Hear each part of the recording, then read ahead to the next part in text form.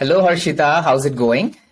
Hey Omkar, it's going good. How have you been? I'm doing fantastic. Thank you. So, welcome to the podcast today. And I am really thankful that you're doing this because our audience would love to hear more about urban planning and your profile and your experience in US. So, whenever I have someone new on the podcast, I always like to ask them, tell us some one thing about you which most people don't know. Ah, okay. So I would say that most of the people don't know that I love plants and I Oh, love creativity. So as you can see, I have a lot of plants in my background and I love aesthetics. So oh, basically, I like to keep my things very aesthetically pleasing.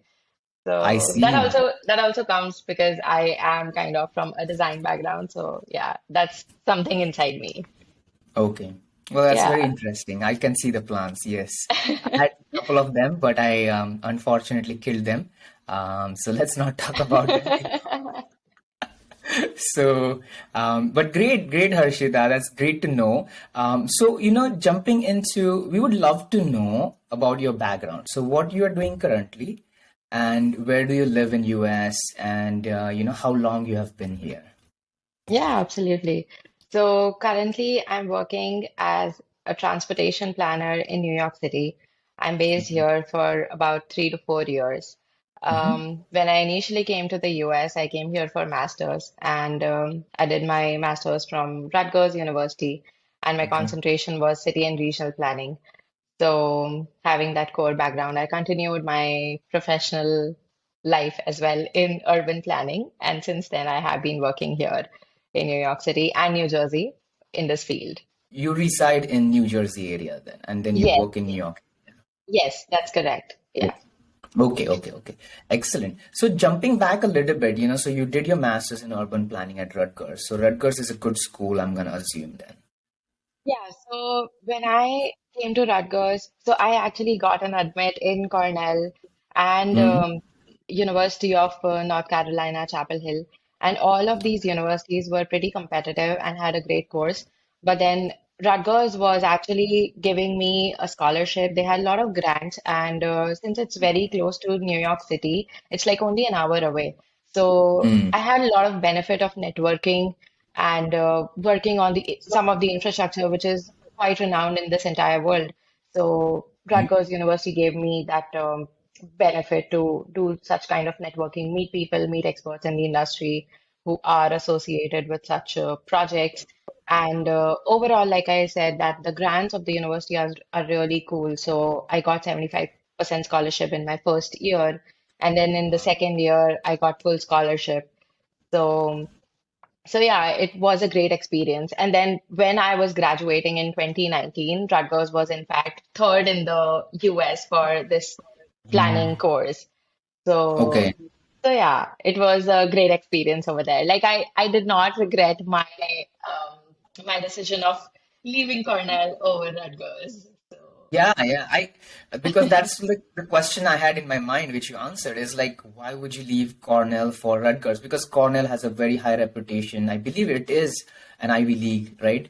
Um, yeah. so Yeah, but it does make sense, scholarship. So almost you only paid 10% of the entire tuition fees if you really see. So your master's was pretty much free. Absolutely. And I'm not saying that Cornell's course is bad or something, but then when I just wrote down the pros and cons, since this was much closer to New York City. But yeah, like I have done some networking with the Cornell people as well, and the course in Cornell is absolutely amazing as well. Like it's more of architecture and urban planning mixed, so it's really good. Can you tell us your background when you came from India? So what did you do your undergrad in? So I did my undergrad in urban planning itself.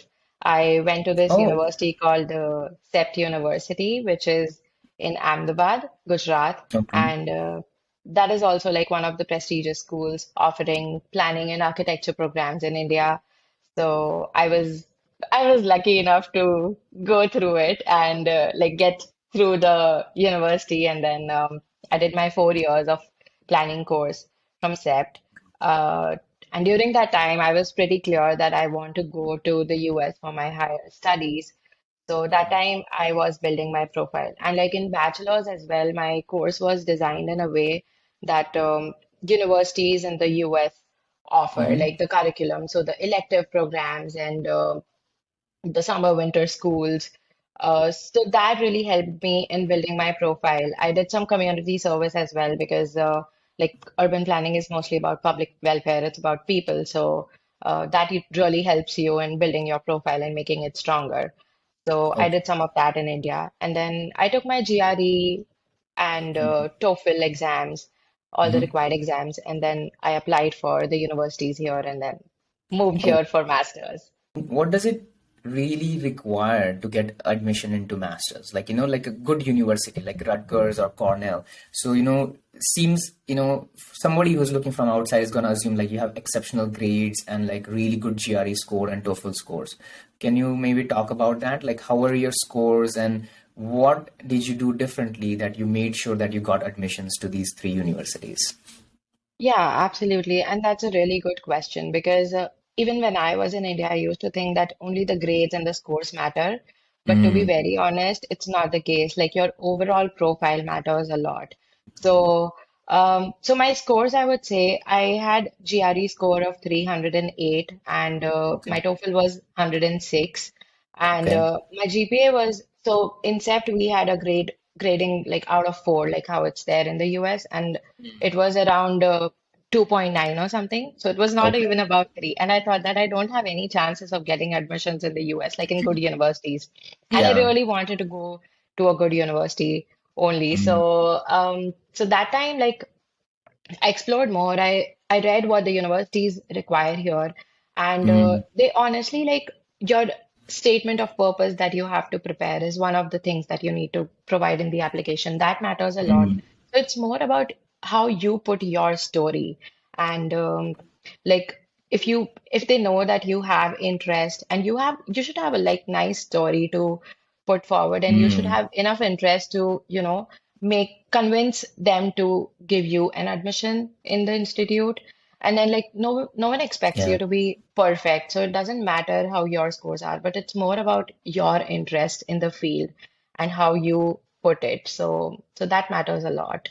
You received a scholarship, right? Did you do a Mhm. separate application for the scholarship, or when you applied for the admission, they automatically gave you the scholarship? Oh, no, no, yeah. So I had to like, in the first round, they basically tell you that you are admitted in the institute, and then Okay. they give you another option, like not an option, but like you just keep following up with them. There are advisors, so you talk to them, and then you can speak with the university dean about the scholarship opportunities. And that time they give you an option that okay, we can offer this. Like if they have grants, then they will definitely give you a scholarship. And then maybe Mm, you can also emphasize that you are coming from a developing country and this scholarship would be really helpful. Along with that, they should be convinced that you really deserve this scholarship because mm. again, like if you show them enough interest and if you present your skills in a good way that you will be doing this for public welfare, so they will definitely be interested in putting money in you and Okay. invite you to study in their institute. Understood. Okay, that's incredible. So to get this scholarship, did you had to work in the university, or this was like just a scholarship that they didn't care if you worked in the university or for a professor? So this was just a full scholarship, like in your second year and like almost 75% first year. Yeah, so my first year was 75% scholarship, just like that. I did not have to work for any professor. But in my Okay. second year, I got teaching assistantship. And for Mm, that, I had to fill an application. okay. Yeah, so I was in my second semester. So somewhere around February, they roll out the applications. And Mm, the good candidates get the benefit of the full scholarship, and they have to be a teaching assistant or a research student to okay. avail the scholarship benefits. And then you also, like, apart from the full scholarship, full tuition waiver, you also get stipend of about 2000, like during my time, it was around $2,000 per month. Wow, So that's a lot of money. All right. yeah, that really helped me in managing all my expenses. And I Yeah. even ended up saving a lot of money during that time. Yeah, that's incredible. Like in Michigan, usually they pay about $1,000 to $1,200. A few of my friends studied here, and I knew about that. But I know New York City, New Jersey area is a little bit expensive, but still 2 grand a month for a student is a lot of money. You're able to save and yeah, you're able to live a luxury life in that. Yeah. Yeah. I would say I ended up saving about $1,000 a month because the rents were also lower that time. And when you are a student, you don't end up eating outside or going or traveling a lot. So it Right. really helped. Yeah. Okay. Okay. Well, that's excellent. All right. Graduated May in 2019. When did you started the applications for full-time jobs then? When did that happen and how did it go? Yeah, I would say about December and January. January is an ideal time because if you start too early, then they tend to not hire you because they look for like immediate hiring. But January is a really good time. But obviously, like you have to make sure that you build your profile continuously during the course and you do enough networking that helps you in getting a full-time job. So, True. yeah, so I would say in urban planning you need a lot of networking. Like Mm-hmm. it, you cannot get a job by just applying through portals. You need to be in touch with people, see what they are doing, and then like convince them enough that you are capable of this job. So it's all about networking, I would say. Like that's a really, really important factor. So during the course of my master's, um, I got like I said, like Rutgers is a good institute. They provide good networking opportunities. So a lot of seminars, webinars are held where a lot of conferences happen in the university campus itself. So you Okay. get an opportunity to meet the experts in the industry who are working in the New Jersey, New York, um, Philadelphia, Connecticut areas. So you get access to a lot of people who are working with the public agencies, private companies, all big. There are a lot of Rutgers alum that work around the area who are in a good company. So definitely like seminars held by them, they really help. Um, so that's a good way to go about like to get a full-time job. And then Okay. once you start in January, then you can reach out to these networks again, talk to them about full-time opportunities, apply through the job portals, through Mm. LinkedIn. LinkedIn really helps. So LinkedIn is an amazing platform to get a job, I would say. And Okay. there are like Rutgers also has a job board where like just the Mm. planning department, not the entire university. So Okay. yeah, so overall, I would say like Rutgers has a really, really strong planning background. So all of these Mm. career fairs and seminars, like for the so the school's name is Blaustein. So Blaustein School has a separate set of, um, I would say, career budget, and then they provide their students with these things, these opportunities to connect with other people. So it's really good. Okay. So yeah. Okay. Wow, that's really interesting. So they do provide you a lot of opportunities to kind of like they're giving you everything you need to be successful basically. So that's really good to hear. Not every university does not do that. Most universities they just let you figure it out. They will have on campus, like events and stuff like that. They will bring these professionals, but it's you who have to go there. It's we who have to put in the work, meet different people and stuff like that. So, Right. two questions I have for you is first, did you do an internship? Or if you did not, why did you not during your master's? Yeah, so I did apply for internships, but then I also got this teaching assistant opportunity to work with a Mm, professor. And that time I was like, I was more into academics. So I thought that, mm, okay, let me just build my academic career first, and then maybe I can go out and understand the consulting world or the public agency, how they work. So that time, yeah, I just got my teaching assistantship as well during around May. mm. So yeah, that helped me. And then the next summer, I just started working as a full-time job, Understood. like when I graduated. Yeah. Makes sense. So Mhm. now you have started applying in January of 2019. And so how did that go? So how many companies did you apply to? If you have an idea of that, and how many interviews you did before you kind of got your first offer?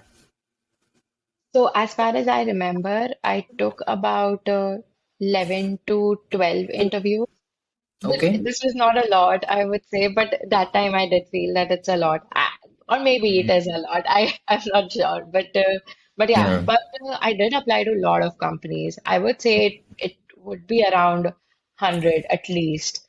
Okay. So, and obviously, like when you compare to IT fields or other engineering fields, it's not Mm. a lot. But for our field, when the opportunities are very less, like I would not say it's less, but compared to IT and other fields, it's less. Mm. So you have to like the companies are also less. So Mm. that's why like whatever the pool is, you pretty much apply everywhere.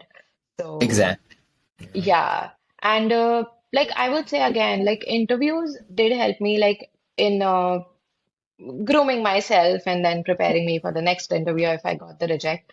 But then I would really emphasize on networking. Like that's one thing that you have to like you just have to put yourself out there in the professional world and just like Mm. know what's going on and sell yourself. Okay. So, Mhm. maybe we can talk a little bit more on this, because, everybody talks about networking. Everybody is like, oh, you should network, you should put yourself out there. What does that really mean, Harshita? What did you really do? Let's say there is an event on campus or there is an event online. How did you make sure that you got those numbers or got those connections? And how did you, if you got an interview through that, can you also talk about that? Yeah. So whenever I saw a posting about a Mm. career fair or a seminar, I used to like they usually give you a registration link or they ask you to register in person. So Mm. I always made sure that I register for that. And Mm-hmm. usually it happens on campus, like in the building itself. So Okay. it's not very difficult to go and attend those seminars, right? And also, I forgot to mention one thing that like my department has its own career advisor, I would say, who helps you in networking with like she connects like currently it's a female, so she basically connects us with all the Rutgers alum and wherever they are working. So all the Mm-hmm. contact information is provided by her. So uh, an Excel sheet is ready. She just shares it with us. And that time I used to reach out to everyone. If there's an email ID, I used to email them just with my introduction in the email, what I'm currently doing and what I'm interested in. And if I saw some job opportunity, so I would let them know that, okay, I want to apply for this job and I would love to get an informational interview with you just to know about your experience, your journey, about about your career path in planning.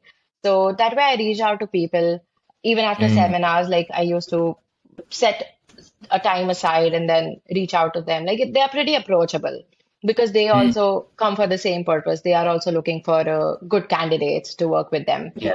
So, so yeah, reaching out to them in person or through LinkedIn or through email. So yeah, that's a good way to do this networking. And apart from that, there are conferences. So like in planning, Mm. there's this institute called American Planning Institute Association, Yeah. APA. So they hold a conference every year, which is called National Planning Conference. So Okay. make sure that you attend that.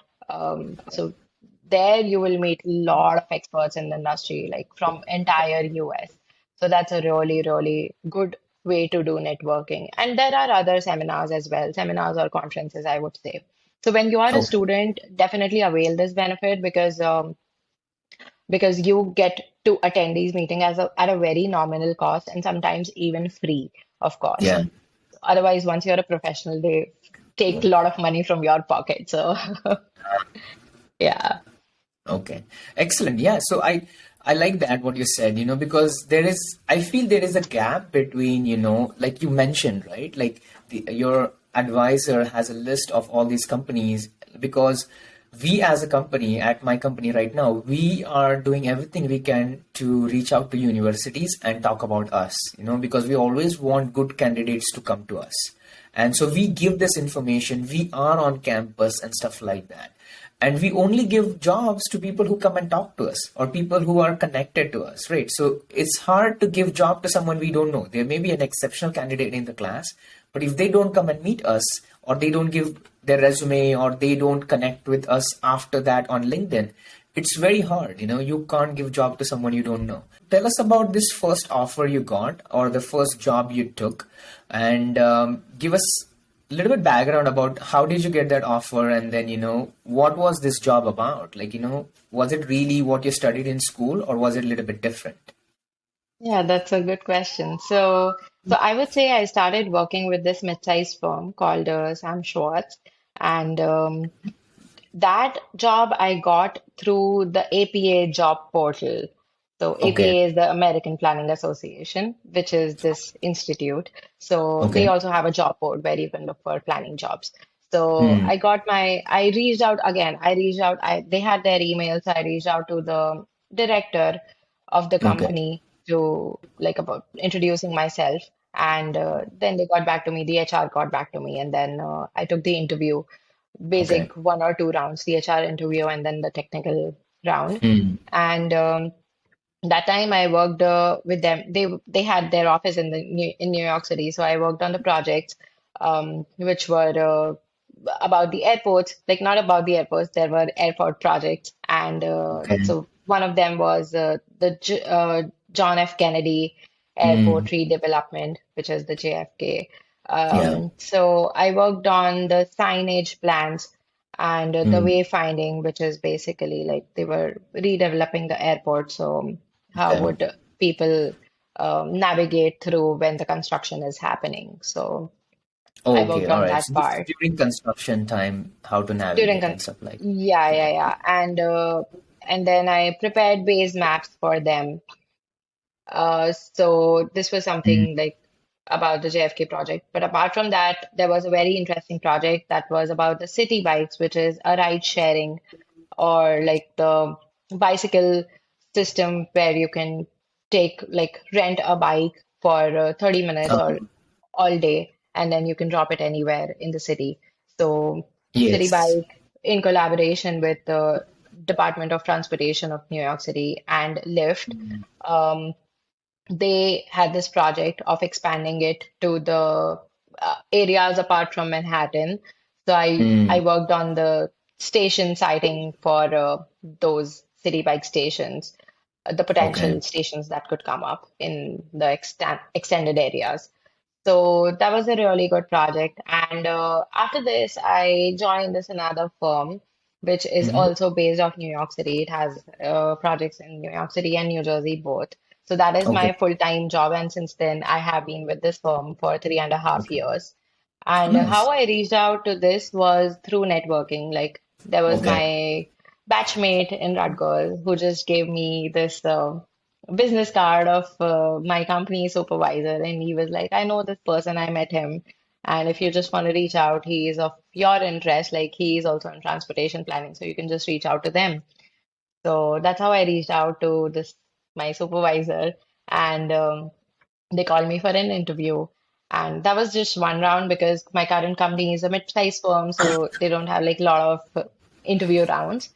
Okay. So yeah, so I spoke with them, and then they gave me a full-time job. So they saw my skills, and and also like the supervisor was a Rutgers alum, so obviously like the university connection helps, right? So this was the benefit.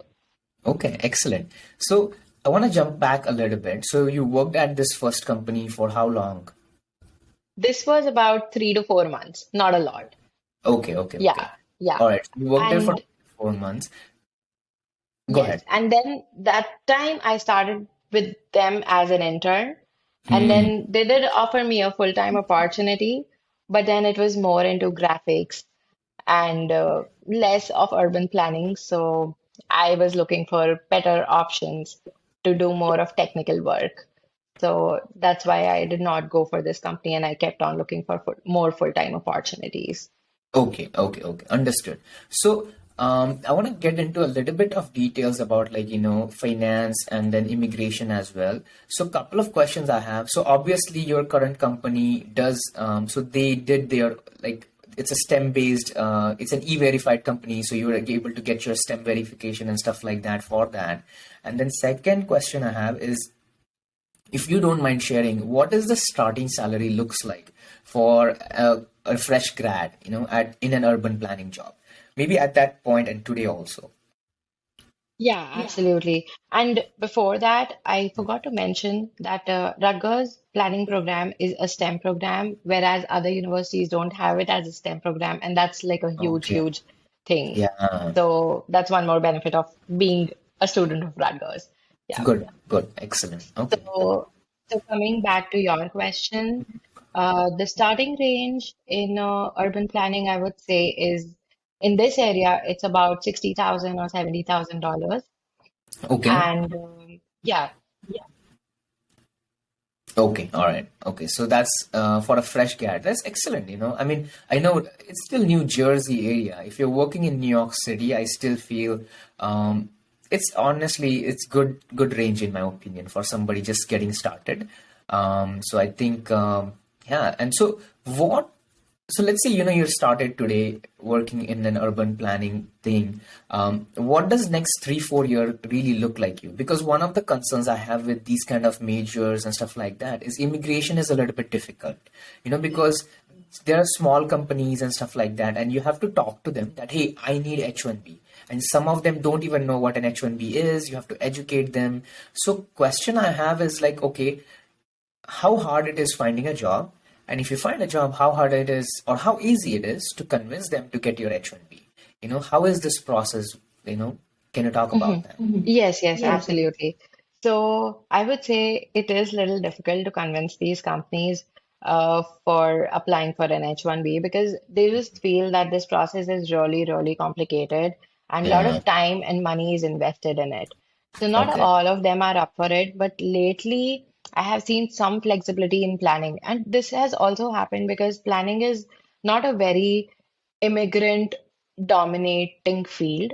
Yeah. Like most of the people are citizens, and that's why they are not aware of this Yeah.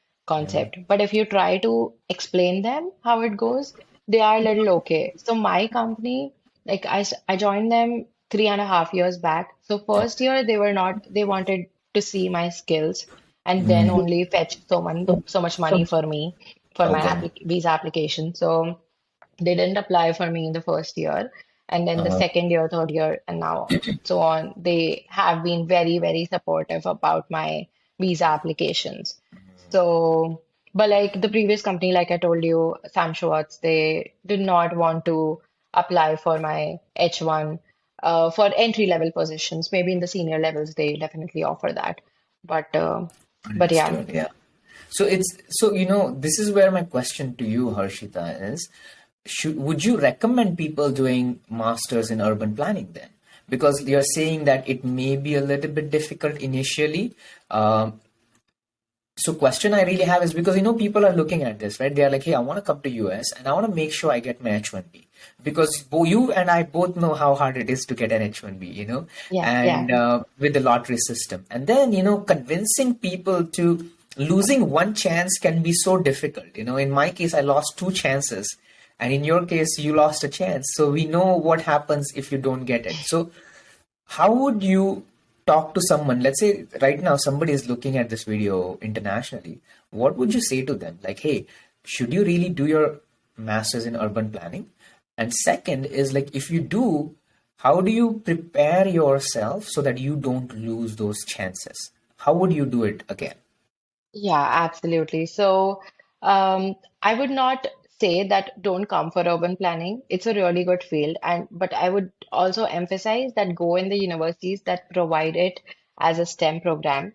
So you get Mm, at least three chances to mm, apply for H-1B, correct? okay. Then, apart from the small companies, there are also bigger firms which are very well aware of this concept Mm, about H1 because a lot of immigrants work. It's not just planning department, but they have other department as well where a lot of people work, a lot of immigrants work, and they are aware of this concept. So definitely, like while you are in college, when you network, when you look for job, look for these companies which do apply for your H1.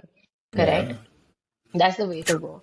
And apart from that, even if you are aiming for a smaller company, which have good benefits or good projects, I would say you can convince them. Like in my case, I convinced them by preparing a presentation and telling them that, okay, you need these things, and that's how we go about it. In fact, immigrant lawyer also I found, and now they ended up hiring that lawyer. So Good. so and like I was the first person who they applied for, and now they are very much open to hire immigrants because they saw like they are very skillful and like now I don't have any problem in getting their support. So yeah, this turned out to be good, I would say. Like even though I missed my first chance, but like company support is really important. But yeah, obviously, like if you're getting a company which are ready to apply for you in the first year itself, go for it. Like because this is like one important thing that will keep you in the US. So Okay, yeah, understood. Well, thank you so much for talking about it because that's a very touchy subject, and because I was when about maybe 4 years back I made a video on architecture, and I told people don't come for it. It's going to be a difficult path, because I told them that you only come here if you're really, really passionate about it. And you're fine making 50, 60K as a starting salary. You're fine not, you're fine like not being able to get into a company that doesn't do H1B right away, because you will have a difficult path for a couple of majors. Maybe urban planning is one of them. Civil was one of them. Even today, if you go to a civil engineering degree in smaller states, it's a difficult path. You have to do what you did. You have to be the proactive one. You have to yes, educate them. It's not going to be a simple path like other people yeah. have. Yeah, and you have to be very careful about what you are saying because one wrong thing, they will get so confused, and then you are like, how do I explain this? But yeah, so that's why I prepared like a presentation with graphics and everything. Got it. Yeah. So, Mhm. all right. So, looking forward, I want to ask you a few more questions, Harshita. Is like, okay, now that you have worked for 3 to 4 years, what does the future really look like? Like next, let's say somebody who wants to work in US for 10 years, what does a successful planner career looks like? Maybe talk about a 10-year experience or a 5-year to 10-year experience person, how much income should be they should be drawing. So, they can have an idea of where they will be 5 to 10 years down the road. And then second is, do you have any certifications or exams you have to write to become a successful planner? Because we have that as a civil engineer, and especially the engineering and construction field itself have a lot of these which are important for you to get ahead. So can you talk about that? Yes, absolutely. So about your first question, like how does the career look like after 5 or 10 years? So I would say that like currently, if I switch jobs, I would get a salary which is in six figures. So, and this comes with an experience and the projects that I have done. So, I would say that it's pretty good. It looks good. And about the credentials, like the certificates, that is really, really important. So, I also took my AICP exam, which is American Institute of Certified Planners, and Yeah. that basically gives you a credential of being a certified planner in the US, and it's even Mm. accepted in Canada. So Okay. yeah, so it's a really good credential, a license uh, that just shows that you are a really qualified planner to work Okay. in any kind of planning field, be it transportation or housing or community development. So, so yeah, that credential is really important. And the other credential is ENV, which is Envision Sustainability Professional. So that just Mm. shows that you can work on infrastructure projects which have to maintain a sustainability standard. So that is really important. And then apart from that, I'm also pursuing my second master's in project management. Okay. So, and I took this option because I have been working on the large infrastructure projects, and Okay. ultimately, to be successful in the career after 5 or 10 years, you need to have some experience in project management or to reach at that level, where you have um, this kind of responsibility where you manage the entire project by yourself, Mm. deal with a lot of companies, consulting with public agencies. So yeah, this is really important, and that will definitely uh, make you like grow in career and fetch you exponential salaries, I would Okay. say. But yeah, even I was shocked. Like recently, I have been looking for more Mm, roles because, like, just in case I want to switch, look for more options. And that time I saw that companies are even ready to give you like more than six figures, like not more than six figures, but more than 100K. okay. So Understood. yeah, they're pretty open about it. And like Okay. I would say that has pretty much become the standard of the field. Okay. It's a norm Yeah. now, seems like. Okay. All Yeah, right. yeah, yeah. Okay, excellent. I think we have covered a lot of data here, Harshita. Thank you so much. Last question I'm going to ask you. If you were to kind of like redo this, what are maybe three or four cities in US you would look at for going into urban planning? And maybe talk about that. Yes, absolutely. So New York, New Jersey is definitely number one. So New Yeah. York City. Then Yeah. I would say Chicago. Okay. Yes, because Chicago is also a very well developed. They have a lot of good firms there, Mm, and also like if you want to go into public transportation, they have a good transport network there. So true. that is good. Boston is one because again, Boston has really good universities. Mm, Um, and it is also surrounded by a lot of states where planning is required. And Boston has good firms as well. mm. And the fourth, I would say Austin, which is in Texas. Okay. So they also have like UT Austin is really good, good universities in there. Okay. So yeah, so these are four cities that you can always go for urban Look planning. into. Okay. Yeah. Oh, wow. So I think I learned a lot about urban planning today. I don't know if anyone else did, but it's very interesting to learn about this field. I had no idea that people actually would get full scholarships for this field. So yeah, but thank you so much for doing this for us, Harshita. Really appreciate your time today. Thanks, Omkar. I really enjoyed sharing my experience and I really hope that this helps. How can our folks get connect with you, Harshita? Do you have a LinkedIn? I would love to post that here. And is it okay if folks connect with you on LinkedIn? Yeah, LinkedIn is a great platform, and yes, you can definitely share my LinkedIn URL with them. Awesome. Great. Mm, Great talking to you, Harshita. Thank you so much. See you again. thank you. Yes, Yeah. absolutely. Bye bye. Take care. Bye.